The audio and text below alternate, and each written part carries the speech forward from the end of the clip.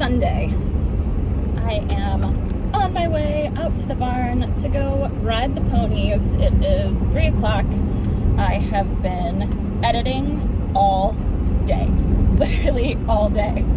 I am trying to get caught up on videos, and I think I have like seven videos maybe. I've got 2 videos done, edited, uploaded, everything's already filled out. I'm just waiting to post those. One is Zeke's schooling at Queenie, and then another one is Ranita schooling at Queenie over some modified stuff.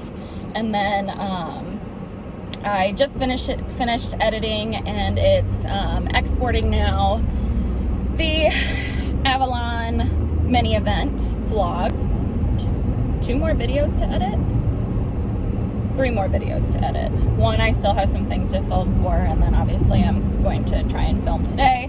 Hopefully there won't be a whole bunch of people out at the barn, and I'm really hoping I can ride outside. I don't know how much rain we got last night, but I really want to ride outside today. The upcoming plan of what we've got going on is this upcoming weekend, I am taking Zeke to the Irish Fox Hunter Jumper Schooling Show, and we are going to play in Hunters. Yay!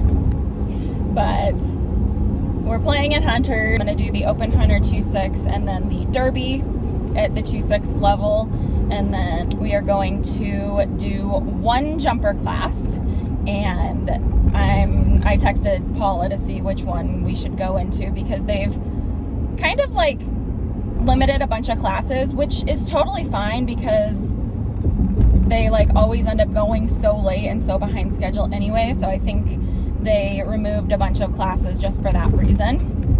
So we are going to do 1 jumper class, and it is because they're gonna have like costumes all day. So you can dress up in a costume for any of your classes, it doesn't matter.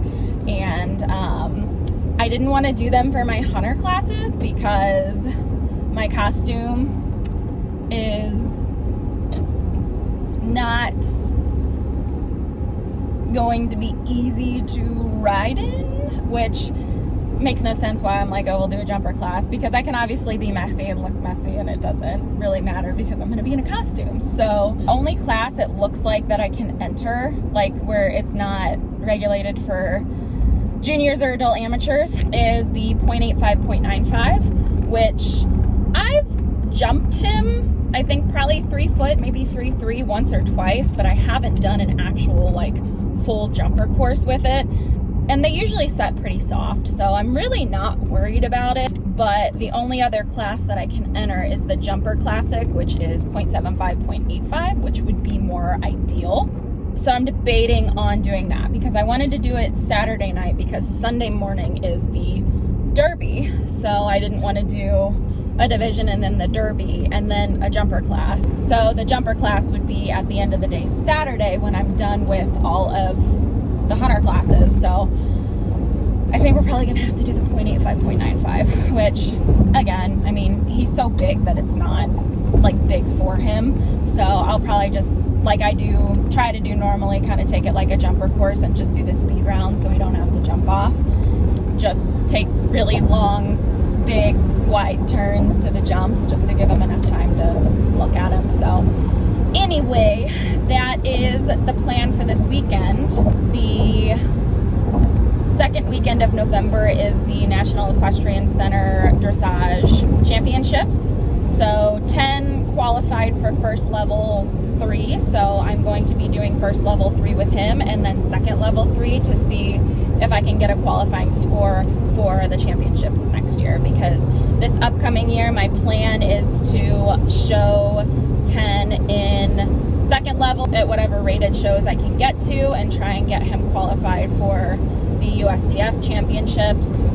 So I'm going to try and finish my second level scores towards my bronze medal, and then with Zeke I only need 1 third level score. So at the first show of the year, I think the one that we're going to go to is in April, I'll do a third level test, and then 4th level 1, and then try to stick at 4th level. If towards the end of the year I am hoping I can get to 4th level 3 to try and get him qualified, but it's just going to depend. But either way, I mean, I suppose I could do third level 3 and get him qualified in third level. That's probably, I think actually that's what I was going to do. And I am hoping to pop on Ranita and take her through some of the movements in the training level test. So the lengthen trot, the lengthen canter on a 20-meter circle, and see, I know where we're going to need to work on, but try and work on some of that. And then also finally get some videos of her stretching, because she has been stretching like a maniac under saddle, and it's like so cool. Like, she has never really offered that very much. Like, once in a blue moon she will, but she's been offering it more and more and more. And so I think that is the key for our dressage test, is to try and get her in that stretchy mode, because if I can get her in that stretchy mode, she will be a lot less hollow and a lot less when we do our dressage tests. That is the plan. I've just been trying to get caught up on house stuff, on YouTube, editing, filming, with work, and just, I feel like I had been so far behind for so long, and I'm finally chipping away at things. And I'm like that person where it's like all or nothing. Like, I make this massive to-do list and like stress myself out about how I have to get every single thing done. And I've been trying to shift my mindset so I can think like, I'm gonna write all this stuff down, but if I only get 5 out of 20 things done, that's okay. I at least made some progress. So that's what I've been trying to do this week, and I knocked out a ton of stuff yesterday. I'm so happy. And I didn't go out to the barn yesterday. I had planned on it, but I was on a roll, and I didn't want to put a break into that motivation. So I decided to stay home and get caught up on, I mean, laundry, cleaning, you know, just everything. So I finally got my truck and my car cleaned out. I've had stuff in there for like months that needed to be cleaned out. So I finally got that done. So anyway, I'm going to stop talking here and pick up when I get to the barn. Zeke's eye is swollen. I'm not sure if he got maybe something in there. It looks like it's like just there. Like, his eye itself looks fine, but his eyelid's a little swollen.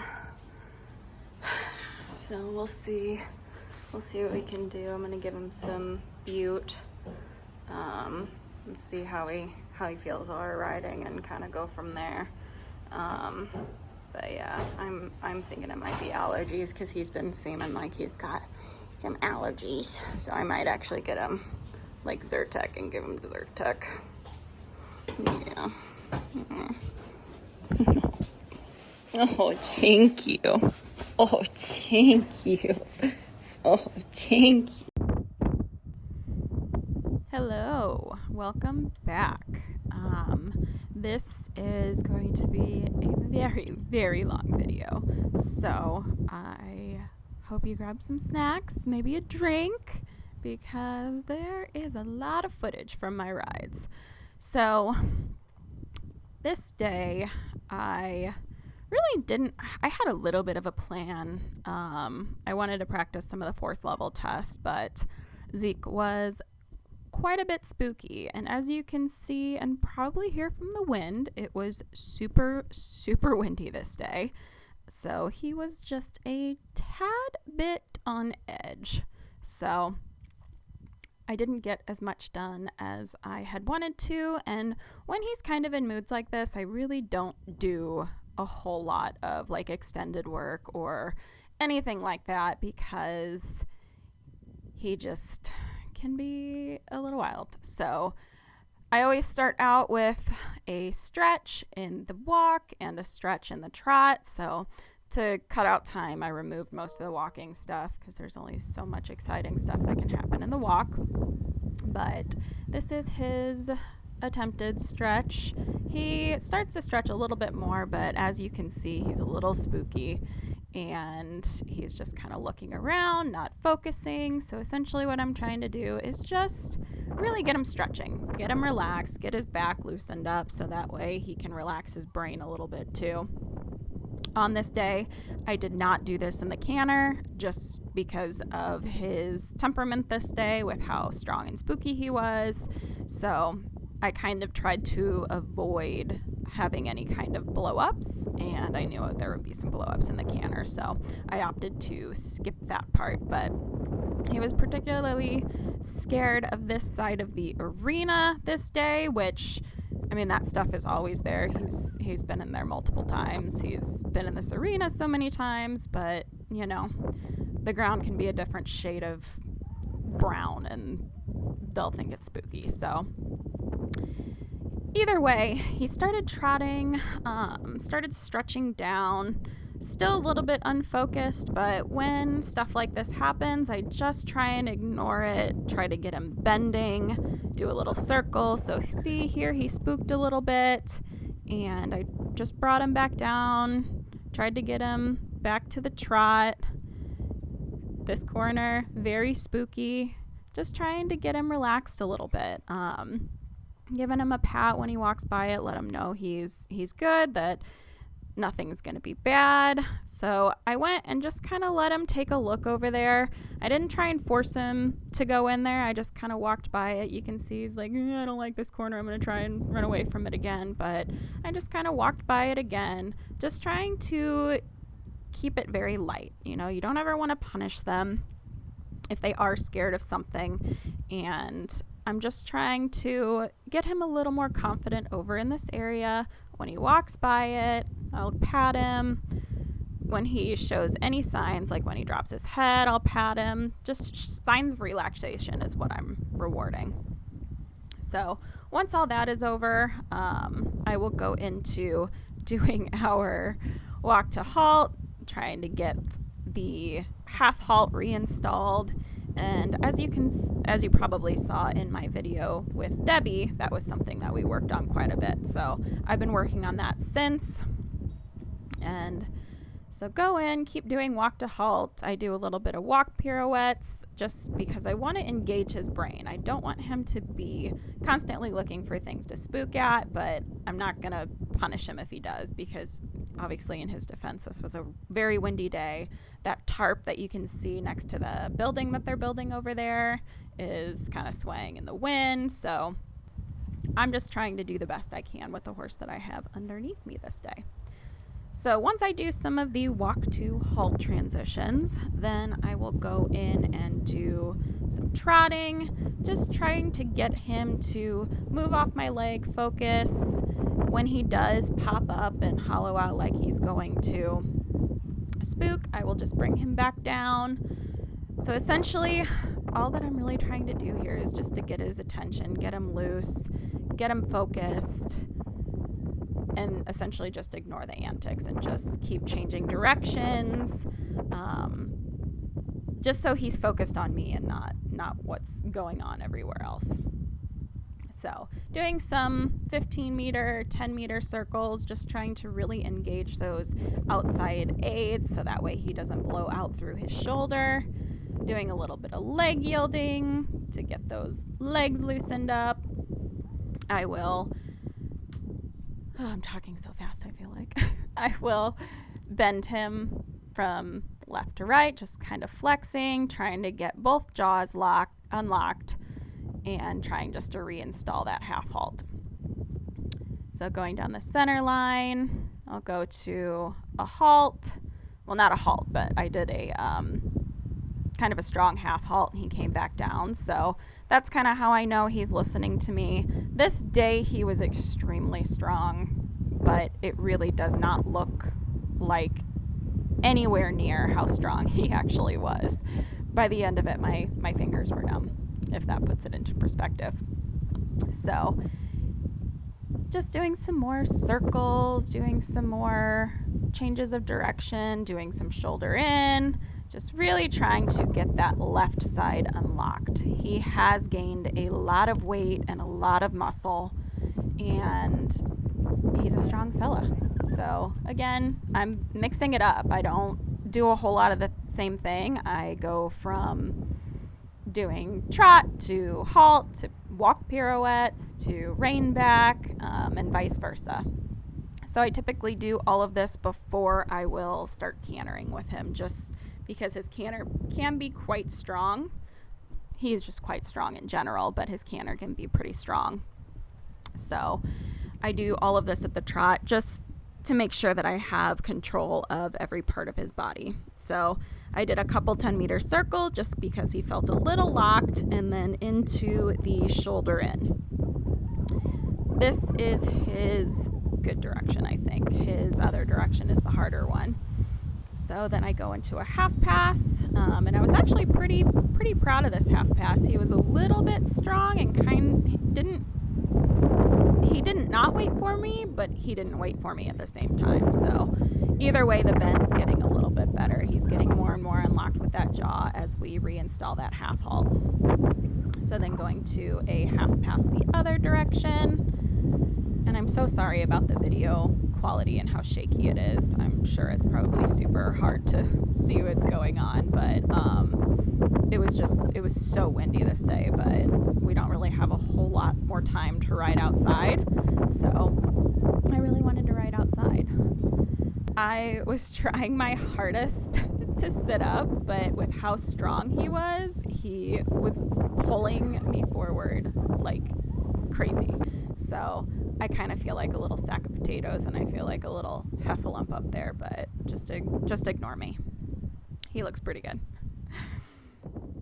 So I am now going into doing a bunch of half passes. So this is something that we really needed to work on after the last lesson. So I've been working on a lot of those. And once I feel like those are good and he's bending and he's moving, then I'll go into the canter. So just trying to get the canter forward, getting him to back off when I ask him to come back to me. He was just, I'm going to say this probably 800 times, he was just so strong this day. But he wasn't bad. He was just really, really heavy for me. Even though it doesn't really look like it, from what you can see to what it feels like is insane. Like, he's literally pulling me out of the saddle. And this half pad I was using, I wanted to try my show half pad with the new saddle that I have, the Schleza, and because it can kind of change a little bit of the fit, and I just didn't like where the saddle sat because it kind of put me in a little bit of a chair seat, and my leg was a little bit far out in front of me. So I'm glad I tried this out now versus at the show, and that was the whole purpose. But I don't think I'm going to use this pad for the shows, especially with this saddle, because I normally don't use a half pad because the saddle that I have fits really well on all of my horses, actually. So then I will start doing some walk to canter transitions.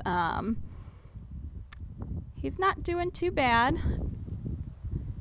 I'll go back down the center line, do another transition. I think this is where I was just doing a ton of walk to canter transitions and canter to walk transitions to just try and get him a little bit less heavy and a little bit more responsive to my seat, which this Mattis pad has a really thick sheepskin underneath, and I don't know that he could feel me as much as he normally does. So I'm just really glad that I tried it out, because I wasn't a huge fan of how it made me sit and how it didn't feel like he was listening to me like he normally does, which again could be because of the wind and the spookiness and whatnot, but I don't know. It's just a feel I had in the saddle that he just wasn't really listening to my seat, and I don't know if he just couldn't quite feel it like he normally does. But either way, he's still looking pretty good. His left lead canter has come a long way. We have been doing so much strengthening on that right hind, so he's got a little bit of a spook there. So I just try to bring him back a little bit, and once he comes back, then I soften. But he's making a lot of really good progress. He's been super, super sound. His feet are completely fixed. So if you've been following me for a while, you know the drama that I had to deal with for such a long time with his feet. And I've had him for almost a year now, and he was completely 100% sound, I think, in April when we pulled his shoes. And then we put glue on shoes on with some corrections, and now he's just in regular plain shoes. He has no corrective pads or anything like that, which is really nice. But this direction was the hard direction. I'll do a transformation video of him probably in the next coming weeks or so, just so we can see just how far he's come. So I tried to flex him a little bit to the outside, just to kind of really shimmy that bit away from him so he wouldn't pull so hard. He ended up doing a lead change, but that's okay. So then going into a little bit of a half pass, ask for the counter canter and then ask for the change, and he was really good. He was still late behind, but he didn't really pull me or take off or do anything like that, so I was really happy with how he did that. So as you can see, I mean, this is all over the place. I'm changing directions, I'm changing movements, I'm changing gaits. That's honestly the best way that I found to work with him, especially with how spooky he is to just really keep him focused on me and with me and trying to guess what I'm going to ask for next, or not trying to guess what I'm going to ask for next, so that way he has to be connected with me. So then I did a little half pass to a change. That's his good side, his clean side. So doing a rein back, pat him when he's good. We still have a little work to do on the rein back because he's supposed to step back evenly, both feet, not one, the back and then the front, or the front and then the back. It's supposed to be diagonally when you're doing a rein back, but his is a little tough because he gets super locked in that jaw and tries to push off with his front end instead of with his back end. Oh, what a good little boy. It's a good lead change, or flying change. So he got a little strong after that change. So I did a circle, came back around to do another half pass. And sometimes I ask for the halt, sometimes I ask for the counter canter, sometimes I ask for the change. So that way he doesn't automatically think change after half pass. I really want to keep that counter canter installed. And since we had been working so much on the changes and trying to get him more dulled to them in the sense of like they're not super exciting, so he doesn't try and take off with me afterwards, or he doesn't get frantic, he kind of is starting to think lead change for everything now. So I try to adjust what I do when I come across the diagonal or go into a half pass. So I went to a right half pass into a left half pass, which he did really, really nicely. The in-between was a little sticky, but I haven't really done that much with him. And then I think I'm doing more half passes now. Or, nope, going down the center line to do a halt. I mean, doing a voiceover for these is pretty difficult because I am just all over the place. But essentially, that rein back was a lot better. So you see how he stepped back evenly with both legs instead of one versus the other. That's what we're kind of looking for. So what helps that is when he's actually soft over his top line and the underside of his neck is soft. But I can't say this enough. If you have a spooky horse or you have a strong horse, mixing it up, doing lots of transitions, doing lots of halts, really making sure that that half halt is there and that all you have to do to supple them is move your fingers. He's still getting there. Oh my God, he's gained so much weight. He looks like such a chunk. He looks like a totally different horse in my opinion. But this is where I do a ton of canter to walk, canter to walk, canter to walk. Just making sure that he's using his hind end and not using his front end to pull, and that he comes back down and is respectful in him. So this was probably the day where I did the most just because he just constantly needed to go back to that half halt, constantly needed to go back to the transitions. And his left lead walk to canter transition is obviously harder for him, with that right hind being a little bit weaker. So this one he tends to pull with his front and instead of using his hind end. But these next couple ones were really good as far as using his hind end. Even though they were a little slow, like he kind of hovered a little bit, he was using his hind end. So that is progress in and of itself. And I make sure to do these down the center line, in the middle of the arena, on the wall, like along the gate. I do these in a bunch of different spots, so that way he doesn't know when I'm going to ask for it. That one was better. So you can see he kind of pulled up and came above the bit when I went to ask for that one. That's not exactly what we're looking for, but again, lots of strengthening. Spooked there.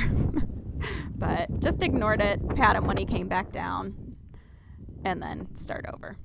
So that's essentially how I handle his spooks. And then after that spook, he was a little bit nervous in this corner and was like, but he was so much better because he just came back down to the trot instead of trying to spook and run off. So pick the canter back up, go back into the corner, just try to bend him to the inside, get him focused on me. Came back down to the trot, but I'll take it. I will take that over him spooking any day. Because when he spooks, it looks slow on video, but it feels like you're about to be teleported into China. So more walk to canter transitions. I think this is where I was trying to practice a lead change. So, yep. So we come across, trying to keep the energy, ask for the change there. He was late behind a couple, but it was much better, much straighter, and he's staying quieter in them. So then I go into a little half pass here, and then I think this is where I was practicing the pre-St. George ones. Yep, and then he did a change, and then we're supposed to go back into the half pass this direction, but he got a little strong and didn't come back to me quick enough. So I went into the counter canter just because he was anticipating that lead change, and then back down into the walk. Gosh, he's so handsome. He's such an awesome horse. I just can't believe how far he's come and where we were at not even a year ago versus where we are now. It's insane. I truthfully did not think that we would be able to get to 4th level. So then going into a half pass here out of the corner and then into the change, and he got a little bit wiggly and he kind of jumped into it because that's his harder side. So remember, that's his harder side. He has a harder side, hard time keeping collected in the change on that direction. So went to the counter canter and then asked for the change back.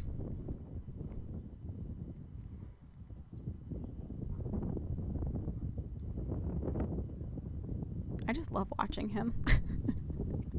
I love when Debbie rides my horses and I can just see how freaking amazing they look. So then the plan was to go into a little bit of a half pass after that change, but that was probably my fault. So then I'm going into the counter canter, and I do this a lot more on the left lead, obviously, because he has to really use that right hind leg. And then into the change. She was late behind, but again, that's okay. It was quiet. It's coming along really well. And his canter is getting better now that we kind of have an idea of where we need to be at momentum-wise. Zeke was kind of a turd today, but that's all right. We had some good moments. I gotta charge my phone now because it's almost dead. So I'm gonna let it charge while I tap 10 up so I can get his ride. Any more handsome? No? I didn't think so. Oh, so good. So this was my ride on 10. Again, that tarp over there, that's new. That wasn't there the last time we were in the arena, and he noticed it straight off the bat, so I made sure to let him stand there and look at it for a while, pat him, just so he obviously sees it, he knows it's there, and that it's okay. So same thing in the corner down here. He's like, there is some scary stuff happening over there, like, what is going on? So just trying to get him relaxed. He does spook quite often throughout this ride. I think here's one of them. Yep, there's one of them. So I bring him over. I find for him, if he can come over and sniff something and look at something, he tends to be a little bit better. So that's what I'm doing here, walking him over to it, letting him sniff what's down there. That stool is upside down, so that was scary. The gate was kind of clanking in the wind. He always looks at this little cart every time we go by, and eventually, like, as we go by it a couple times, he's like, okay, we're good. So I typically show him all of the arena every time I ride, just so he's more relaxed. So as you can see, he is in a double bridle today. I don't use this very often at all. I want to say maybe once a month, if that. And I don't want to say I need it, because he's not strong. He respects the snaffle, but this helps keep him straight, which is what I was really wanting to try and work on today, because he can be very wiggly. He can honestly, like, contort his bodies in ways that I didn't know were even possible. So the nice thing with a double is that it's really good to keep them straight, and he does tilt his head still a little bit. It's not nearly as bad as it used to be. Like, it's almost completely gone. But every so often when we're working on a movement, he'll kind of cock his head, which this actually really helps with that. So I'm not saying that if you have a horse that does that, then go out and get a double bridle and use it. Don't do that if your horse is, one, not ready for it, or two, you don't know how to use one. But for him, it's really helpful when I want to work on straightening. Now, that being said, the reason why I don't use this very often is because he has a tendency to curl and get behind the vertical. So as you'll see through the video, most of the time I don't have really any contact with the curb rein at all, because that's not going to be good for him. Typically, he is completely fine in the snaffle. Again, I just use it every once in a while for straightening. I don't want to encourage him to be behind the vertical, and that's something that we work on quite a bit, because he will tend to back off and curl instead of going forward and reaching. So I don't lunge him in side reins hardly at all anymore, because for him, he just curls, and it doesn't help what I'm trying to accomplish. So this, again, is just something that I do just to help with his straightness. So most of the time I'm always riding in a snaffle, and when he goes over fences or whatnot, and even sometimes when I'm working on the flat with him in dressage, I'll ride him in his hackamore. But today I had kind of a goal in mind, and he actually did really, really well. So working on some kind of stretching trot, and again, the stretching trot that we did was not his normal, because he does have that double bridle on. It's just he doesn't really stick his nose out and stretch down to the ground like he normally does. But I had a goal on what I wanted to accomplish today. So before anybody says anything about it, I just wanted to explain that. I will keep him in a snaffle until we get to the point where it is required that we use a double, and I don't know if he'll ever get to that point, but if he does, then he'll be strong enough to keep his neck up without curling. But his canter's come, oh my God, his canter has come so far. I posted on Instagram and TikTok yesterday a video of him doing a walk to canter transition back in, I want to say it was in January, and he just is like immensely better,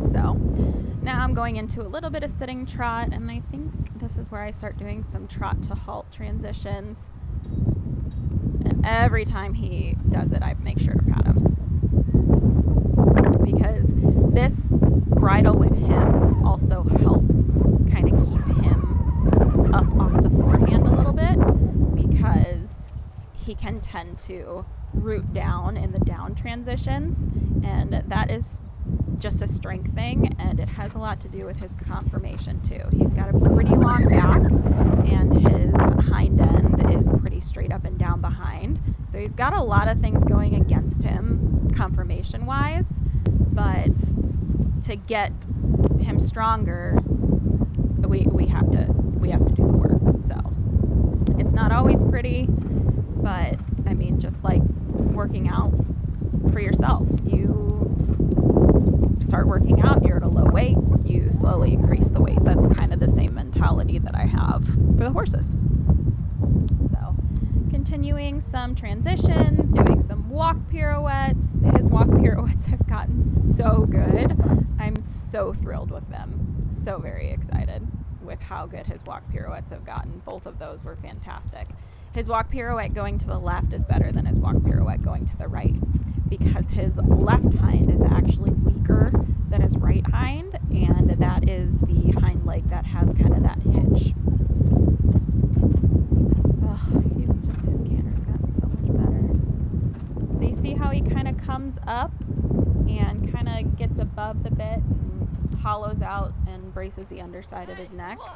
With this bridle, I just barely touch the outside rein and he'll come back down, which is what you just saw there. But the down transitions are definitely his weakness, but as those get stronger, I think that will become a lot better, and that will transition into his more extended movements, which he does not have an extended trot right now. He barely has a medium trot, and it's very, very hard to sit, which I've mentioned many times before, but his canter has gotten so much better. So it's kind of one step at a time type deal. You know, you work on things, you do the exercises to strengthen, do the transitions, and eventually it will come together.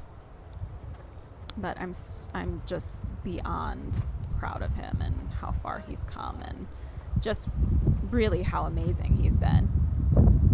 His canter used to be horrendous, so that transition down was not a good downward transition. You can see how he just fell on the forehand, hollowed out, and didn't use his hind end. And this is his weaker lead, so they're harder for him this direction. It's very, very important to know your horse's strengths and your horse's weaknesses, so that way you can kind of tailor their training program to which side you need to strengthen more.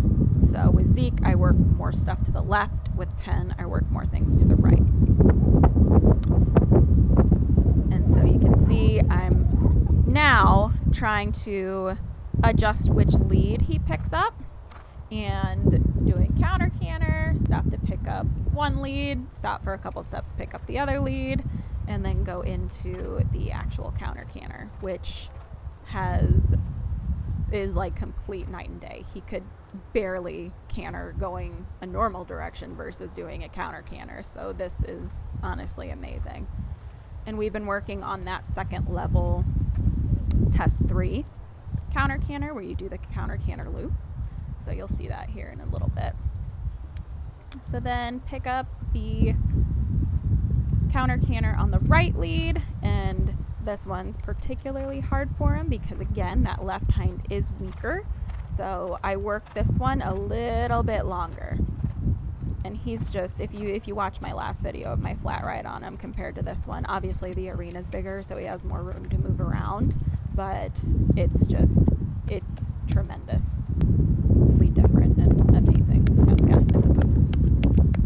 So I think this is where, I'm not sure what I did next, but as you can see, all over the place again. Going into a little shoulder in, which actually was really, really nice. He does lose momentum, so sometimes he is not listening to my legs, so I will have to tap him with the whip and then go into a little bit of a half pass.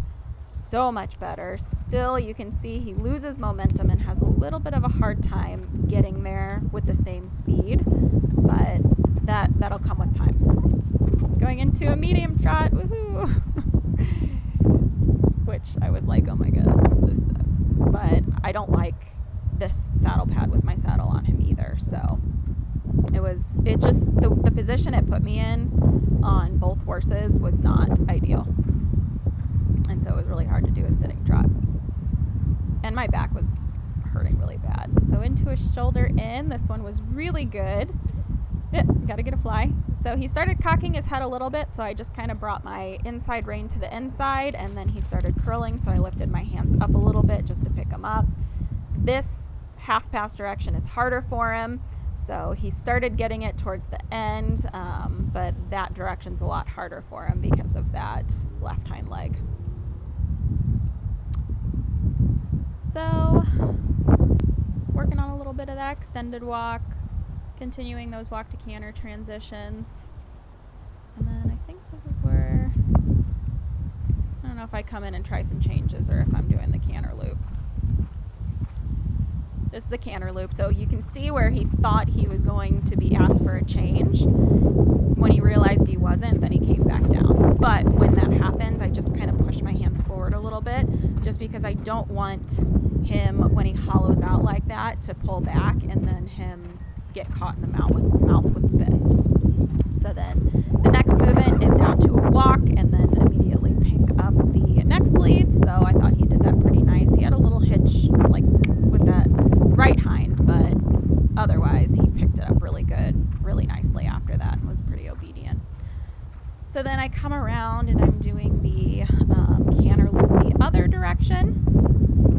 And he starts losing a little momentum, hollows out a little bit, just send him forward, and then when he kind of gets out of it, then he's like, oh, okay, that's good. So then back down to the walk, let him rest for a little bit.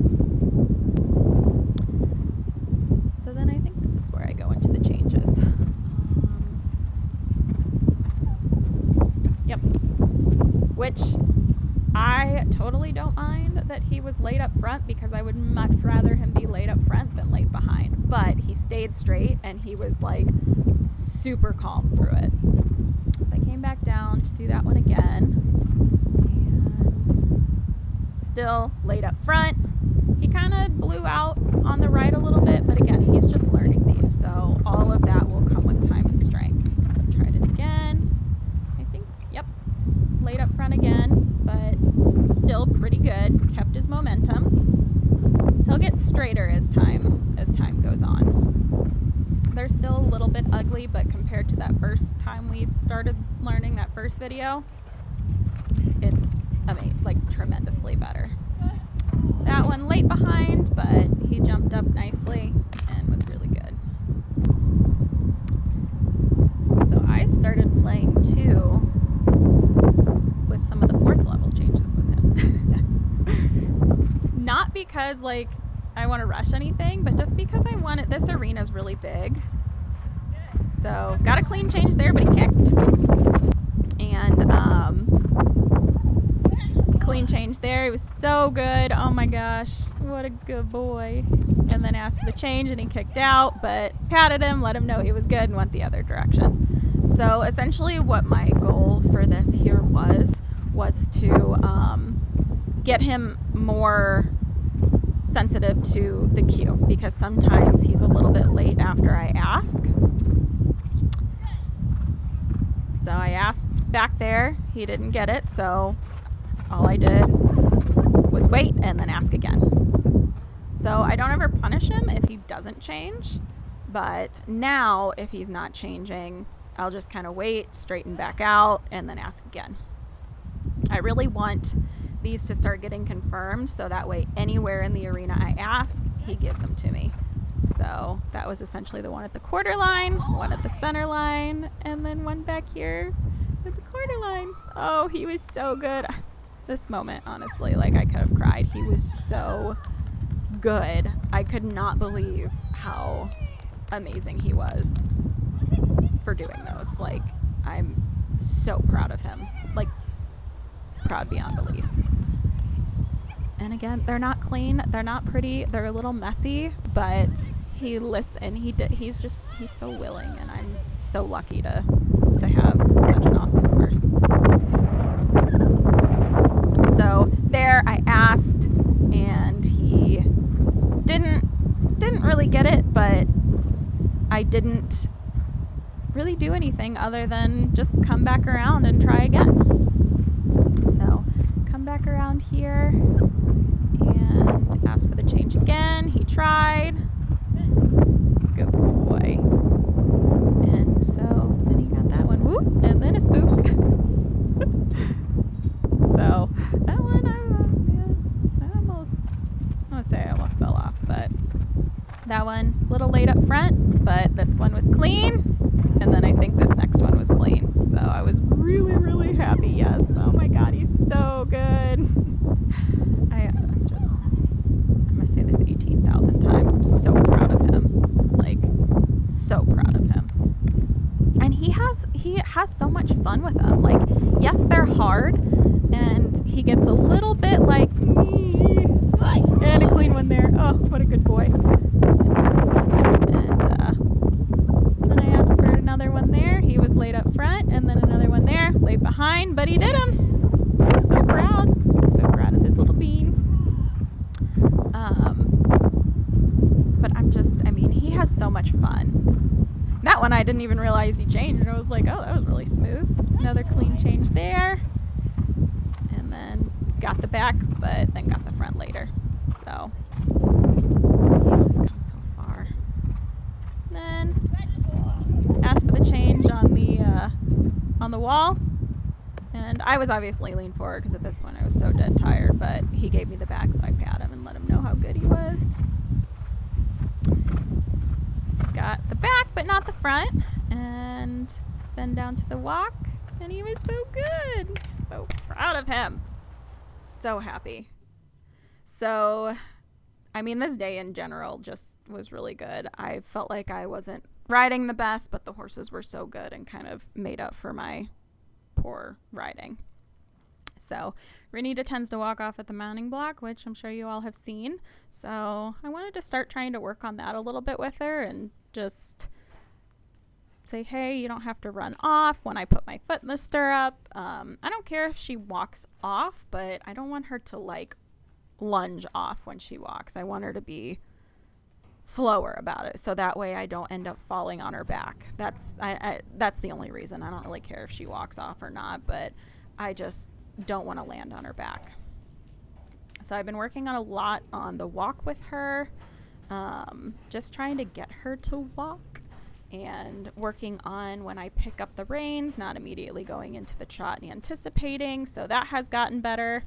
But this, I'll do another video on that because some of that was in here, but this video was so long, and the main thing I wanted to show was her starting to stretch. And most of this, for the most part, is uncut except for like the walk breaks in between. So I start off just by trotting. When she offers a stretch, I give her the reins a little bit and just let her do her thing, man.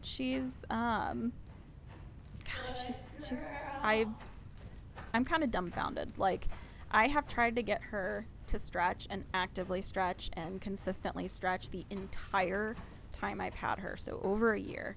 And one day last week she was like, yeah, I know how to do that. And I was like, are you kidding me? Like, way to make me look like a stinking idiot. Like, I don't know what I'm doing, because I have been trying and trying and trying and trying. And then she's just like, yeah, I can do that. But I did notice that when she was doing it, when she was going around on a circle in the stretch, she started getting a little quick and started diving. And I think that's just because she's not quite strong enough. I mean, she's the strongest horse I have, but in the sense of what we're doing here, she's not quite strong enough. So what I've been doing is taking her into the round pen with just a halter and just lunging her like that. And every time she stretches down, I praise her like crazy, like, you know, I do. And I think that I worked on that for, over a week of just doing that.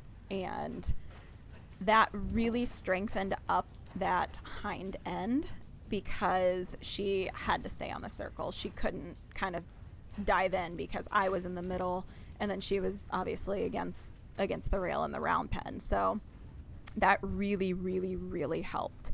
And I noticed a massive difference when I got back on her to trot her around in a stretchy circle, because she didn't start like getting really, really quick and start diving in. She was listening.